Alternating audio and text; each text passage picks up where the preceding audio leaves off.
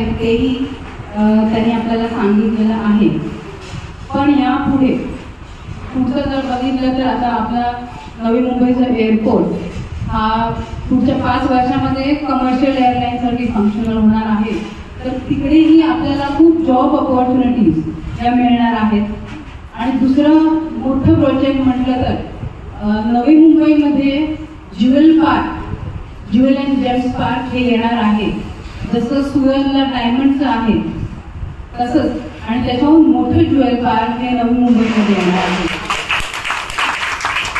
तर त्या प्रोजेक्टमध्ये महिलांना हा खूप स्कोप आहे. आणि ज्युएल म्हटलं तर महिलांचाच डिपार्टमेंट झाला. तर तिकडे देखील आपल्याला म्हणजे पुढच्या आपल्या पिढीला ज्या आपल्या सुना असतील, ज्या मुली असतील, त्यांच्यासाठी जॉब ऑपॉर्च्युनिटी ही खूप येणार आहे. दरवर्षी आपले साहेबांकडनं महिला रोजगार मेळावा आणि जो भव्य आपला जो मेगा जॉब फेअर असतो दरवर्षी, तो गेली 10 वर्षापेक्षा जास्त झाली तो आपल्या दरवर्षी नवी मुंबईमध्ये घेतला जातो. आणि जवळजवळ 8,000 लोकांना दरवर्षी आपण जो जॉबचं लेटर मिळतं की तुमचं सँक्शन झालेलं आहे हा आपण त्याच्यामध्ये दिला जातो. असं नाही की बाबा तुम्ही कंपनीमध्ये जा, तुम्हाला मिळेल जॉब आणि मिळालं एवढं एक नंबर सांगितला तर आपण ते अपॉइंटमेंट लेटर जे असतात ते स्वतः त्यांना देतो. असे 8,000 जवळजवळ दरवर्षी आपण मेगा जॉब फेअरमध्ये केलेले जातात. दुसरं जसं ताईंनी सांगितलं महिलांचं, महिला आपल्याला भेटतात पण तुम्हाला माहिती नसतं की बाबा ह्या ताई काय करतात घरी. कोणी चकली बनवतं, कोणी चिवडा बनवतं, कोणी पुरणपोळ्या बनवतं, कोणी हस्तकलामध्ये एक्सपर्ट आहे. तर आता बहुतेक महिला ज्या इकडे आहेत त्यामध्ये जॉब करणाऱ्या कमी आहेत आणि घर सांभाळणाऱ्या जास्त आहेत. तर घर सांभाळून ज्या महिला आपल्या फ्री वेळामध्ये काही स्वतःसाठी करतात, कारण बघा नवरा कमवतो, मुलगा कमवतो, घरी आपल्याला आणून देतात, पण त्यांनी लाख रुपये जरी आपल्याला आणून दिले पण आपण स्वतःनी कमवलेले जे 1000 रुपये असतात त्याचा मोल आपल्याला एक वेगळाच असतो. एक स्वतःचं म्हटलं तर आपण बोलतो ना अभिमानाने की बाबा हे मी स्वतः कमवलं. तर तसं एक प्रोत्साहन आपण एकमेकींना दिलेलं पाहिजे. आणि त्यासाठी जसं आपण व्हॉट्सअप ग्रुपचं सजेशन दिलं तर काही आपण एक ग्रुप बनवू आणि त्याच्यामध्ये तुम्ही प्रत्येकाला सांगा की बाबा ह्या महिला आहेत, यांचं नाव, यांचा नंबर, ह्या काय करतात. म्हणजे एकमेकींना कळतं की बाबा आपल्याला समजा हे प्रोडक्ट पाहिजे तर आपल्याला माहिती की आपल्या एरियामध्ये कुठे मिळणार आहे, कोणाकडे फोन करायचा आहे. तर ते एक किंवा डॉक्टर काही आहेत महिला ज्यांना महिलांचे, तर जर समजा डॉक्टर कोणी आहे, गायनॅक आहेत, तर महिलांचे बरेच विषय असतात जे ते ओपनली कधी सांगत नाही. तर महिलांमध्ये ते डिस्कस होतं. तर समजा कोणी गायनॅक किंवा डेंटल किंवा कोणी असेल, जर आपल्या क्लिनिकच्या व्यतिरिक्त फ्री टाईम कोणी देत असेल तर असंच दिवंगत केंद्र जे आहे किंवा दुसरं कुठे असेल जागा जसं जागा मला कायदे सल्ला बरोबर लॉयर्स पण आपल्या महिला आहेत. तर त्यांचे डिटेल्स जर टाकले, त्यांना जर वेळ असेल तर एखाद तास त्यांनी काढावा आणि एका तासाचं कुठेतरी ठिकाण त्यांनी दिलं की बाबा तुम्हाला आपल्या एरियामध्ये लोकांना हे प्रॉब्लेम्स असतील, लॉचे लॉयरचे प्रॉब्लेम्स असतील, गायनॅकचे प्रॉब्लेम्स असतील, तर तुम्ही एक तास मी तुम्हाला देते, तुम्ही या. हा एक मेसेज जर सर्क्युलेट केला तर मला सगळ्यात अगदी उत्साहात येतील आणि एकमेकींना जसे सगळे ओळखीचे आहेत त्यामुळे आपल्याला संकोच पण राहत नाही की बाबा मी यांना कसं सांगू. प्रत्येकाला आपापल्या घरी काय चाललंय ते सगळ्यांना माहिती असतं आणि जसं बोलतो घरोघरी मातीच्या चुली, त्यामुळे एकमेकांना आपले प्रश्न हे उघडपणे सांगता येतात आणि माहिती होतात. दुसरं जर आपण प्रोजेक्ट बघितले नाईक फॅमिली आणि नाईक साहेबांच्या हाती जे झाले तर आपलं नवी मुंबई हे तर हिरवाईचं शहर दिसतं. एवढे गार्डन्स दिसतात, प्ले ग्राउंड आहेत, क्रिकेट ग्राउंड आहेत आपल्या मुलांसाठी. आणि आता काय झालं की महापालिका आपल्याकडे नव्हती, इलेक्शन झाले नाही, अधिकारी बसले आणि मध्यंतरी बरेचसे मुंबईचे प्लॉट 600च्या वर प्लॉट जे रिझर्व होते आपल्यासाठी, गार्डनसाठी रिझर्व होते, स्कूलसाठी रिझर्व होते, जे मैदानासाठी रिझर्व होते, हॉस्पिटलसाठी रिझर्व होते आणि काही NIT कसे जिथे फ्लेमिंगो आपण बघत होतो त्याच्या बाजूला डीपीच्या बाजूला तो पॉन्ड, त्याच्यानंतर काही मँग्रोव्हचा एरिया आहे तिकडचाही प्लॉट आहे. असे ओव्हरऑल नवी मुंबईचे 600हून वरती प्लॉट हे सिडकोने विक्रीला काढले जे रिझर्व होते. का? कारण आपल्याकडे पालिका नव्हती, आपले आमदार काही बोलत नव्हते, ज्यांनी आवाज उठवायला पाहिजे त्याने उठवला नाही, पण तेव्हा आवाज उठवला तो नाईक साहेबांनी उठवला. ज्यांनी न्यूजमध्ये बघितलं असेल त्यांना माहिती असेल.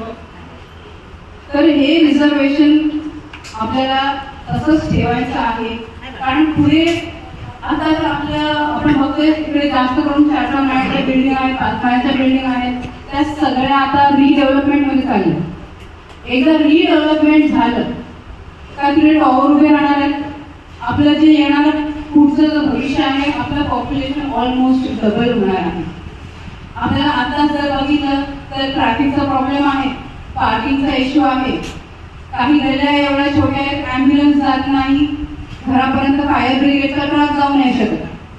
आता पुढचे जेव्हा ही डेव्हलपमेंट होते पुढच्या 15 ते 20 वर्षात आपण जर बघितलं तर नवी मुंबईचा कायापालट होणार आहे. एअरपोर्ट जेव्हा सुविधा स्टार्ट होईल तेव्हा अजून इथे ट्रॅफिक वाढणार आहे. तर पुढचा भविष्याचा विचार करून आपल्याला असा नेता एक निवडून आणायचा आहे ज्याचं प्लॅनिंग हे पुढच्या 5 वर्षाचं नाही तर पुढच्या 50 वर्षाचं असणार आहे. कारण पुढे येणारे जे प्रश्न आहेत नवी मुंबईचे हे नाईक साहेब जाणकार आहेत, त्यांना इकडचे प्रश्न माहिती आहेत. कुठे फ्लायओव्हर बनवायचे, कुठे ब्रिज बनवायचे. आपल्याला जेव्हा सगळी मुलं इकडे पॉप्युलेशन वाढेल, मुलंही वाढणार आहेत, शाळा आपल्याला वाढवायला लागणार आहेत, गार्डनचे प्लॉट आपले जाऊन चालणार नाही तेवढेच वाढवायचे आहेत, किंवा ज्या समाज सेवेचे जे उपक्रम चालवतो तिकडे पण आपल्याला कमी घेऊन चालणार नाही. एन्व्हायरमेंटचा विषय आहे, झाडं कुठे कापली जाणार आहेत. बऱ्याचशा ठिकाणी जे रिझर्वेशन हटवून झाडं कापण्यात आली तिकडे बिल्डिंग बनवणार आहे. तर सगळीकडे जर तुम्ही रिझर्वेशन हटवून जर तुम्ही बिल्डर लोकांना देत बसले तर आपली मुलं खेळणार कुठे, मैदानं कुठे राहतील. आता ठीक आहे हो 5 वर्षात एवढं नाही करणार, पण ते जाणवणार आपल्याला 20-30 वर्षानंतर. आता नवी मुंबई ही एक वेल प्लॅन्ड सिटी म्हणून ओळखली जाते. स्वच्छताच्या ह्याच्यामध्ये आपण महाराष्ट्रामध्ये पहिला नंबर, देशात 3ऱ्या नंबरवरती नवी मुंबई आहे. ही जर स्टेटस आपल्याला पुढे 20 वर्ष 30 वर्षांनी आपल्याला जर असंच मेंटेन करायचं आहे तर आपल्याला 5 वर्षाचा विचार करून सांगणार. आपल्याला पुढचा विचार करणारा, प्लॅनिंग करणारा आणि नुसतंच प्लॅनिंग करून नाही पण सगळ्यांचं मत एकत्रित जाणून घेणारा असा नेता पाहिजे. स्वतःच आपलं चाललंय, मी डिसिजन घेणार आणि मी काहीतरी करून दाखवणार पुढचं आपल्याला करायचं नाही. प्रत्येक नगरसेवक, प्रत्येक आपला कार्यकर्ता जेव्हा आपल्या लोकल विषय आणतो तेव्हाच आपल्याला जाण होती की बाबा प्रत्येक विभागामध्ये काय गरज आहे, की त्या लोकांची काय समस्या आहे. असं प्रत्येक जण जेव्हा येऊन नाईक साहेबांना भेटतो, जेव्हा त्यांचे इनपुट्स घेतले जातात तेव्हा या भागात काय आहे, तिकडनं जर रोड घेतला तर किती झाडं कापली जातील, तिकडनं जर ब्रिज केला तर कोणाला तिकडे ट्रॅफिक प्रॉब्लेम सॉल्व्ह होणार आहे, कोणाला पोल्युशनचा प्रॉब्लेम सॉल्व्ह होणार आहे. हे सगळं जेव्हा एकत्रित येऊन डिस्कस होऊन जेव्हा करतो तेव्हाच खरी डेव्हलपमेंट आणि विकास होतो. नुसतंच आपण म्हटलं तेव्हा जेटी बांधायचे, जेटी बांधली बेलापूरची, पण तिकडे रोरो येईल का, येईल. तर हा स्टडी असतो की जेव्हा नाईक साहेब बोलले की बाबा इथे फ्लोटिंग जेटी पाहिजे, NRIच्या इकडे करणार होतो. फ्लोटिंग जेटीचा अर्ध्याहून निम्म्या खर्चामध्ये ती जेटी बनणार होती, पण आपल्या आमदार नाही ऐकले. त्यांनी तिकडे बेलापूरला मोठी 1 करोडचा प्लॅन आणला, जेटी बनवली आणि मग त्यांना कळलं की बाबा इथे रोड येणारच नाही, तर कोणी कोणी गेले तिकडे जेटी बेलापूरचे बघितलंय किती लोक जातात आणि किती बोटी असतात. तर आपल्याला म्हणून हे वेल प्लॅन, जो नेता अभ्यासूक आहे, जो सगळ्याचा विचार करणारा आहे, असंच आपल्याला लागणार आहे. आता काही लोक तुम्हाला येऊन सांगतील घराणेशाहीबद्दल, तुम्ही ऐकलं असेल, हा एका नाईक फॅमिली कशाला पाहिजे. ठीक आहे, नाईक फॅमिलीला तुम्ही 10 वर्ष घरी बसवलं नाही, ते काय झालं 10 वर्षात? बेलापूरचं किती काम झालं हे आपल्याला माहिती आहे. किती लिस्ट आहे जी पेंडिंग आहे. कोणी आवाज जिथे उठवायला पाहिजे होता तिथे उठवायला गेला नाही आणि आपण थोडे मागे पडले. आज मला सांगा, आपल्या नवी मुंबईचे MP कोण आहेत? खासदार कोण आहेत नवी मुंबईचे? कोणाला माहिती नाही? हा, ते काय माहितीये? कोणाचे नाव माहिती त्याला? कोणी त्याला पाहिले नवी मुंबईमध्ये? नवी मुंबईमध्ये कोणी पाहिले? आज नवी मुंबईला खासदार नाहीये. बेलापूरमध्ये आमदारांची गरज भासते. कामाचे होत जे आपण जातो, जर कोणी एक्सपिरियन्स घेतला असेल त्यांना कळेल, जे गेलेत आपले कामं घेऊन त्यांना माहिती असेल. तर असं सुजाण म्हणून आपण सुद्धा सतर्क राहायला पाहिजे. आपण आपल्या लोकांना समजलं पाहिजे किंवा नुसतंच आपलं काहीतरी कोणी सांगतंय, कोणी चिन्ह सांगतंय, बघ एक राष्ट्रीय पक्ष आहे म्हणून आपण वोट करतोय. ही लढाई जी आहे बेलापूरसाठी आहे. जे काही लोक म्हणजे जसं गुजराती समाज तुम्ही बोलतात, तर कमळ करतात किंवा आम्ही मोदीचे भक्त. ठीक आहे, आम्ही मोदीचे भक्त, ठीक आहे, मोदीजी करतायत, चांगलं काम करतात, देशासाठी चांगलं काम करतायत. गेलं इलेक्शन जे खासदारकीचं होतं तेव्हा तुम्ही त्यांना निवडून दिलं, आज ते PM आहेत, ते आपल्या देशासाठी काम करतायत. आताचं जे इलेक्शन आहे हे मोदी साहेबांचं नाही आहे, हे आपलं बेलापूरचं इलेक्शन आहे. आपल्याला जो इथे लागणार आहे, जो काम करणारा व्यक्ती आहे, तो इथे निवडून आणायचा आहे. हे चिन्हाची लढाई नाही आहे का कसली वैयक्तिक लढाई नाही आहे, ही आपल्या विकासाची लढाई आहे, आपल्या सन्मानाची लढाई आहे. आणि जे बोलतात की बाबा घराणेशाही, तर आज आपल्याला खासदार का नाही माहिती, का कोणी बघितलं नाहीये, आमदारांकडे का कोणी हक्काने जाऊ नाही शकत, हे आधी होतं का ताई?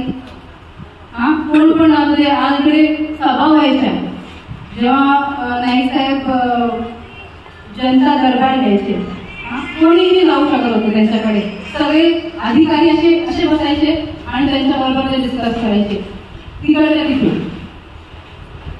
तर म्हणून हे मी म्हणते ना, आपल्या घराण्याला, आपल्या कुटुंबाला म्हणून हे आपले आशीर्वाद लाभले, कारण लोकांनी त्यांचं काम बघितलं.